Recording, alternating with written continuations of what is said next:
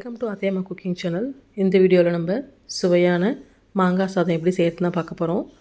இந்த மாங்காய் சாதம் நல்லா புளிப்பும் இனிப்பும் கலந்த மாதிரி டேஸ்ட்டாக இருக்கும், வித்தியாசமாக இருக்கும், எல்லோரும் விரும்பி சாப்பிடுவாங்க. மாங்காய் சாதம் செய்ய ஒரு பெரிய வெங்காயத்தை மெலிசாக நீட்டு வாக்கில் கட் பண்ணிக்கோங்க. 2 பச்சை மிளகா, ஒரு துண்டு இஞ்சி, கொஞ்சம் மல்லி இலை எல்லாத்தையும் சின்னதாக கட் பண்ணிக்கோங்க. இப்போ கடாய் சூடாகட்டும். சூடானதும் 4 ஸ்பூன் கடலெண்ணெய், எண்ணெய் சூடானதும் 1/4 ஸ்பூன் கடுகு,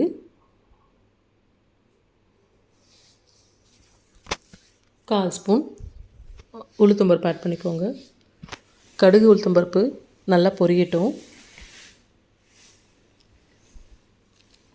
பொரிஞ்சதுக்கப்புறம் 1 ஸ்பூன் கடலைப்பருப்பு ஆட் பண்ணிக்கோங்க. 2 காஞ்ச மிளகாய், கட் பண்ணி வச்சுருக்க பச்சை மிளகாய், ஒரு கொத்து கருவேப்பிலை, கட் பண்ணி வச்சுருக்க இஞ்சி துண்டு எல்லாம் நல்லா பொரியட்டும். கடலைப்பருப்பு நல்லா பொன்னிறமாக வரும்போது நம்ம கட் பண்ணி வச்சுருக்க வெங்காயத்தை சேர்த்துக்கலாம்.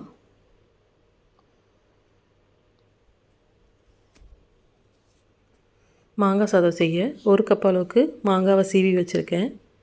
மாங்காய் ரொம்ப காயாகவும் இருக்கக்கூடாது, ரொம்ப பழமாகவும் இருக்கக்கூடாது.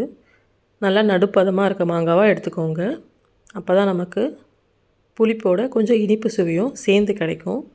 ரொம்ப காயாக எடுத்திங்கன்னா ரொம்ப புளிக்கும். அதனால தான் நடுப்பதமாக இருக்க காயாக எடுத்துக்கோங்க. வெங்காயம் நல்லா வதங்கட்டும். நல்லா கண்ணாடி பதத்தில் வதங்க வரும்போது தேவையான அளவுக்கு உப்பு சேர்த்துக்கோங்க. சீவி வச்சுருக்க மாங்காய் நல்லா வெந்ததுக்கப்புறம் இந்த மாதிரி இருக்கும். இப்போ கொஞ்சம் மல்லி இலை சேர்த்து நல்லா கிண்டிக்கோங்க. மாங்காய் நல்லா வெந்துருச்சுன்னு எப்படி தெரியும்னா, நம்ம கிண்டும் போதே வாணலில் ஒட்டாமல் வரும்.